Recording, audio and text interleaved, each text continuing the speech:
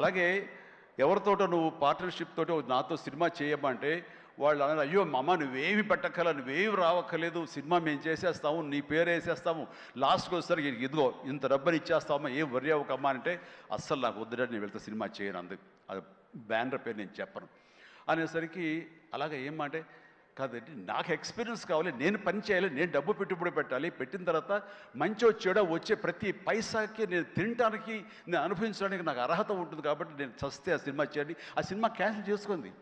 So వదిలేశాను నేను.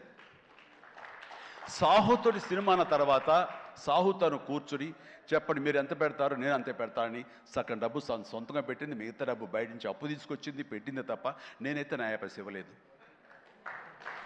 ఆ పైపెచ్చు ఇద్దరి నుంచి నాకు టైంకి కావాల్సిన రెమ్యునరేషన్ ఆయా సమయాల్లో నేను తీసుకుంటూనే ఉన్నాను తప్ప అది నేను ఇవ్వలేదు. అంత ప్రొఫెషనల్గా బిహేవ్ చేసింది. ఈ రోజున ఈ రిజల్ట్లో సాహు ఎంతగా అనుభవిస్తున్నాడో ఒక నా సినిమాని గర్వంతో, ఎస్ నేను డబ్బులు పెట్టుబడి పెట్టి డబ్బు సంపాదించుకుంటున్నాను అదే గర్వంతో తను కూడా ఉంది. కాబట్టి ఈ రోజున ఒక డాటర్గా సుష్మిత చూస్తే నేను గర్వపడుతున్నాను, ఎప్రిషియేట్ చేస్తున్నాను, మనస్ఫూర్తిగా బిడ్డగా నేను గర్వపడుతున్నాను. Thanks, Rai. You deserve it.